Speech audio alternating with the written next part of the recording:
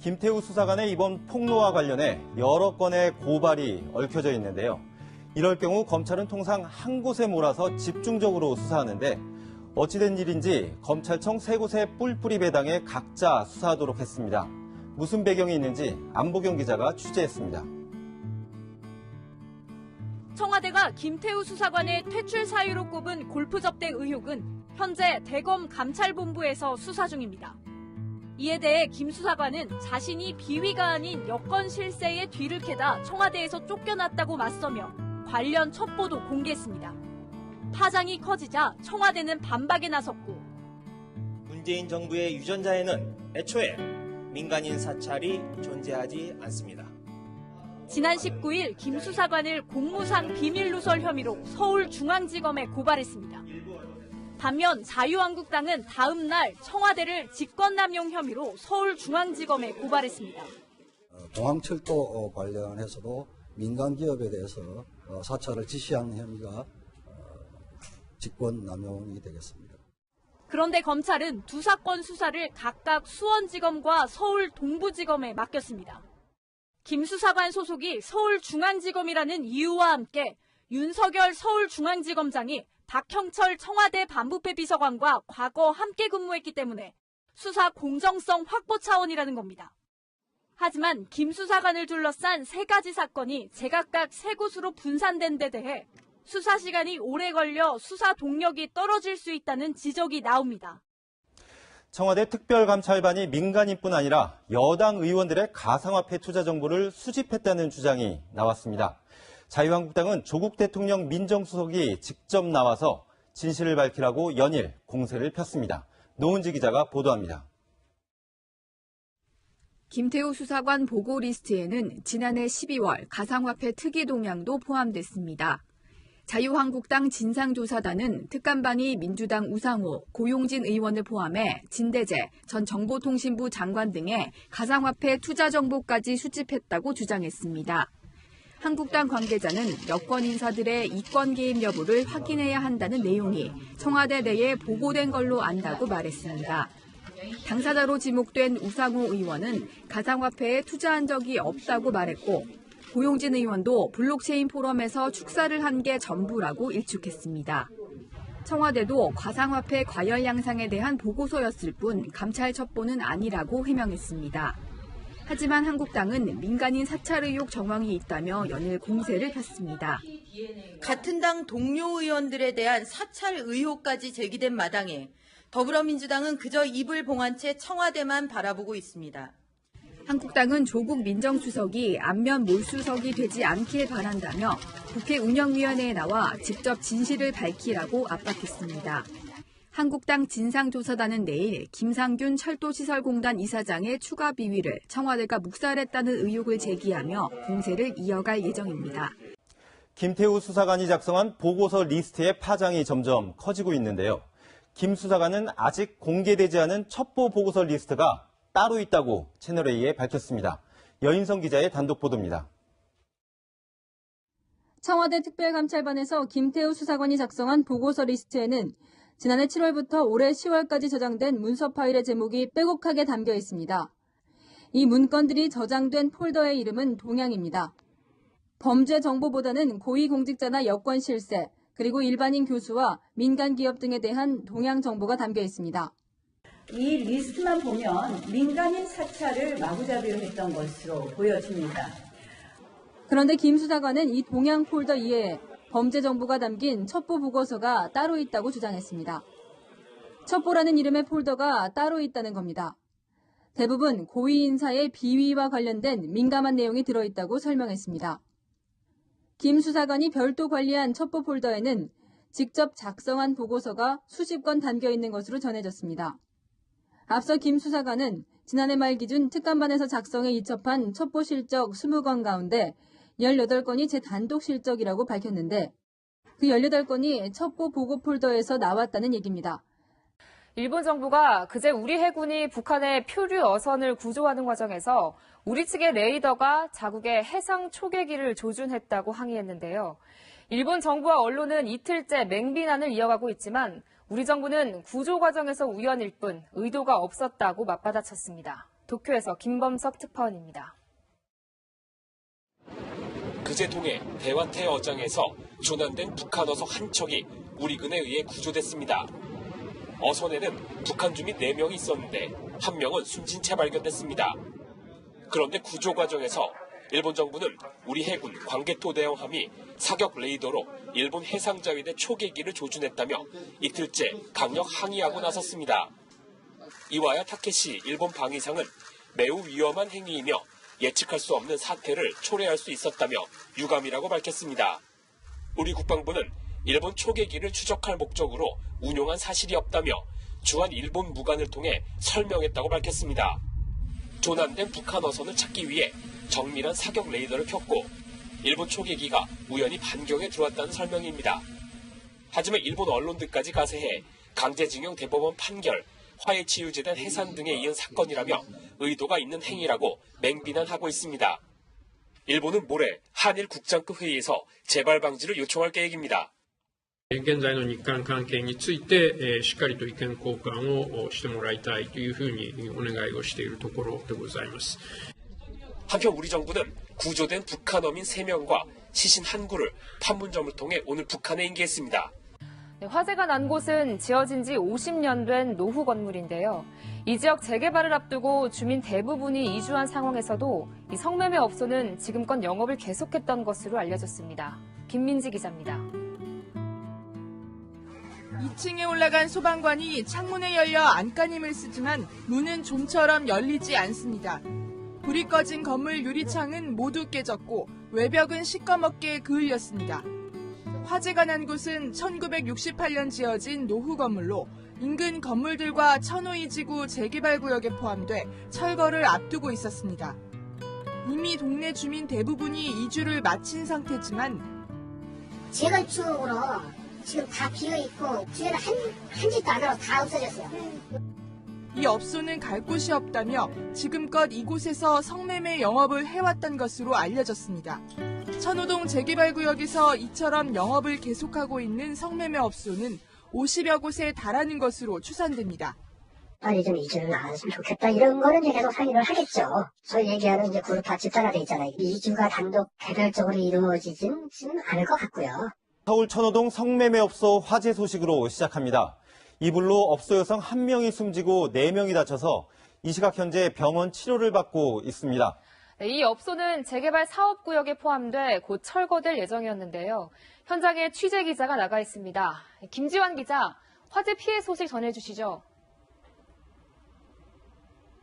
네, 불이 꺼진 지 반나절이 지났지만 주변엔 매캐한 냄새가 여전한데요. 이 까맣게 탄 화재 현장은 제 뒤로 보시는 것처럼 검은 장막과 폴리스 라인으로 가려져 있는 상태입니다. 천호동의 2층짜리 성매매업소 건물에서 불이 난 건 오늘 오전 11시쯤입니다. 1층에서 시작된 불은 순식간에 2층으로 옮겨 붙었는데요. 불은 1, 2층 대부분을 태우고 16분 만에 꺼졌습니다. 소방당국은 한때 주변 소방 인력과 장비를 동원하는 대응 1단계를 발령하기도 했습니다. 시골과 불하고 연기하고 같이 올라가요. 여기 몇군 데서 소방 큰 거 있죠? 그걸 가지고 와서 막 끄는데 이거 가지고 안 되겠다고 119 불러야 된다고 막. 이 불로 2층에 있던 여성 6명 중 5명이 유독가스를 마셔 급히 병원으로 옮겨졌습니다. 이 중 50살 박모 씨가 숨지고 43살 김모 씨 등 3명은 현재 의식을 찾지 못한 것으로 알려졌습니다. 불이 난 건물 1층은 성매매 업소가 있고 2층은 업소에서 일하는 여성들의 숙소로 쓰이고 있었는데요. 불이 났을 당시 피해 여성들은 2층에서 잠을 자고 있었던 것으로 알려졌습니다. 경찰과 소방당국은 펑 소리와 함께 불이 시작됐다는 목격자 진술을 토대로 정확한 화재 원인을 조사하고 있습니다. 멕시코 국경장벽 예산을 놓고 트럼프 대통령과 민주당이 정면 충돌하면서 미 연방정부가 일시적 업무 정지, 셧다운에 들어갔습니다. 장기화될 경우 피해가 만만치 않을 것으로 보입니다. 황아람 기자입니다. 미국 연방정부가 22일 자정 일시적으로 문을 닫는 셧다운에 돌입했습니다. 트럼프 대통령이 요구한 멕시코 국경장벽 건설 비용 5조 6,500억 원을 반영한 새 긴급지출 법안의 합의점을 끝내 찾지 못했기 때문입니다. Our great country must have border security. The shutdown hopefully will not last long. 민주당의 반대로 예산안이 상원에서 표결조차 이뤄지지 못하자 트럼프 대통령은 민주당 셧다운이라고 강하게 비판했습니다. 민주당은 국민의 값비싼 세금을 국경장벽에 낭비하지 않겠다고 맞섰습니다. Abandon your shutdown strategy. You're not getting the wall today, next week, or on January 3rd when Democrats take control of the House. 셧다운으로 미국 연방정부와 소속기관에 대한 자금 지원이 중단된 상황. 15개 정부 부처 중 국토안보부, 교통부 등 9개 부처와 10여 개 기관 및 국립공원 등이 영향을 받습니다. 셧다운이 장기화될 경우 혼란이 불가피한 이유입니다. AP통신은 80만 명 이상의 연방정부 근로자가 해고되거나 급여 없이 일해야 할 것이라고 보도했습니다. 앞서 뉴욕 증시도 셧다운에 대한 우려로 일제히 급락했습니다. 더불어민주당 김정우 의원이 공항 직원과 언성을 높이며 실랑이를 벌인 사실이 드러나면서 갑질 논란을 빚고 있습니다. 스마트폰 케이스에서 신분증을 꺼내서 보여달라는 직원에게 그런 규정이 어디 있냐며 따지다가 벌어진 일인데요. 김정우 의원은 자신의 마음 공부가 부족하다면서도 시민의 입장에서 문제를 제기하고 항의한 것이라고 해명했습니다. 김철웅 기자가 보도합니다. 그제 저녁 9시쯤 김포공항. 더불어민주당 김정호 의원은 김해로 출발하는 탑승장에서 신원 확인을 요청받았습니다. 공항 직원이 신분증을 꺼내달라 요구했지만 김 의원이 지갑에서 빼지 않아도 보인다며 거부하면서 실랑이가 시작됐습니다. 공항 직원이 규정이라고 주장하자 김 의원은 공항 사무실까지 찾아가 직접 매뉴얼을 확인했습니다. 신분증을 직접 꺼내라 그런 조항까지도 있는 사항이고요. 보안상 확인을 하기 위해서 통상적으로 다 꺼내서 다 그렇게 하는 사항입니다. 규정 확인이 안 되자 김 의원은 국회의원 신분을 밝히며 책임자를 데려오라고 언성을 높이는 등 소란이 일었습니다. 김 의원은 공항공사 사장에게 전화로 항의한 뒤에야 탑승했습니다. 결국 신원 확인 절차가 생략돼 탑승권이 자동 취소됐지만 김 의원 요구로 다시 발권됐습니다. 야권은 상식 없는 갑질이라고 비판했고 김 의원은 시민 입장에서 원칙적 항의를 한 것이라고 해명했습니다. 김 의원은 고 노무현 전 대통령이 퇴임한 이후 곁에서 보좌하며 봉하마을 대표를 지냈고 지난 6월 보궐선거에서 김경수 경남도지사의 후임으로 김해 을에서 당선됐습니다. 오토범비어 사망 이후 자국민의 북한 여행을 금지했던 미국이 최근 이 조치를 완화하겠다는 뜻을 밝히고 있죠. 3년 전 오토범비어의 북한 여행을 알선했던 여행사가 북한에서 성탄절과 새해를 보내는 여행 상품을 최근 선보였습니다. 안전한 걸까요? 박민우 기자가 보도합니다. 성탄절과 새해를 평양에서 보내는 북한 여행 상품입니다. 중국에 본사를 둔 한 북한 전문 여행사가 내놓은 이 상품들은 모두 매진됐습니다. 성탄절을 평양에서 보내는 2박 3일 투어의 가격은 약 67만 원. 성탄절 전날 단둥에서 기차를 타고 평양으로 들어간 뒤 성탄절 당일에는 평양 시내를 관광하며 평양냉면을 먹고 저녁에 대동강 맥주 공장에서 맥주를 마시는 코스입니다. 새해 축제 투어를 신청하면 김일성 광장에서 불꽃놀이를 감상하며 새해를 맞이합니다. 러시아제 헬기를 타고 평양 시내 상공을 둘러볼 수 있습니다. Here we have Mayday Stadium in the shape of a parachute. So 100,000 seater capacity venue where the Arirang mass games used to take place. 지난 2016년 1월 미 대학생 오토 원비어는 이 여행사를 통해 북한 새해맞이 여행을 떠났다 북한에 억류됐고 지난해 6월 석방된 뒤 숨졌습니다. 이후 미국은 자국민의 북한 여행을 엄격히 금지해왔습니다. 하지만 최근 방한한 비건 특별대표에 이어 폼페이오 미 국무장관도 대북 인도적 지원을 위해 북한 여행 제한 조치를 재검토하겠다고 밝히며 북한에 유화 메시지를 보내고 있습니다. 요즘 연말을 맞아 송년 모임이 많은데요. 끝나고 나면 택시 잡기가 정말 어렵습니다. 일각에선 택시업계의 고질적인 승차 거부를 고치려면 카풀과 같은 승차 공유 서비스를 더 확대해야 한다고 주장하는데요. 하지만 택시기사들도 속사정이 있습니다. 연말 택시 잡기 전쟁, 그 속타는 현장을 박지혜 기자가 취재했습니다. 계속된 승차 거부에 한 남성이 택시기사와 실랑이를 벌이고 있습니다. 급기야 택시에 발길질도 합니다.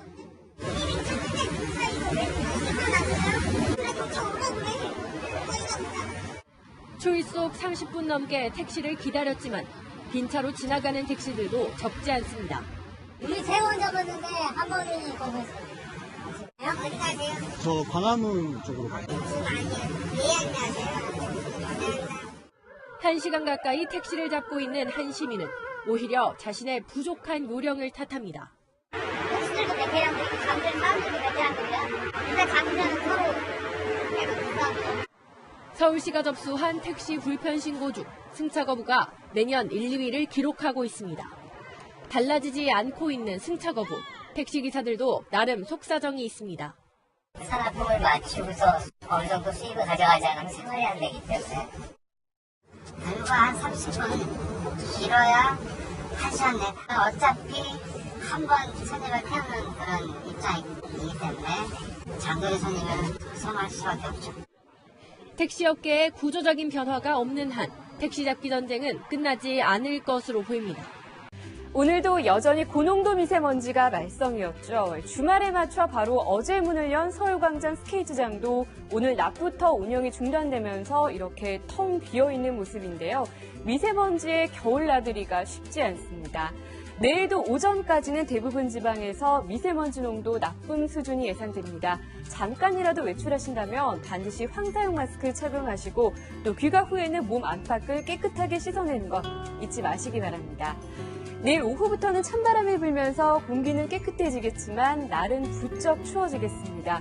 기온이 큰 폭으로 내려가면서 모레 크리스마스 이브에는 서울이 영하 7도까지 떨어지는 등 강추위가 기승을 부리겠습니다. 내일은 전국에 맑은 하늘이 드러나겠지만 남해안과 제주도로는 비가 조금 오겠습니다. 또 건조특보가 이어지고 있는 동해안에서는 계속해서 불씨 관리 잘하셔야겠습니다. 내일 아침 기온은 서울이 2도, 강릉 5도, 부산 9도로 오늘과 비슷하겠고요. 낮 기온은 서울이 6도, 대전 9도, 대구 10도로 오늘보다 5도에서 6도나 크게 낮아지겠습니다. 크리스마스 당일에도 별다른 눈 소식 없이 영하권 추위가 이어지겠고요. 이후 다음 주 중반에는 매서운 한파가 밀려오겠습니다. 날씨였습니다.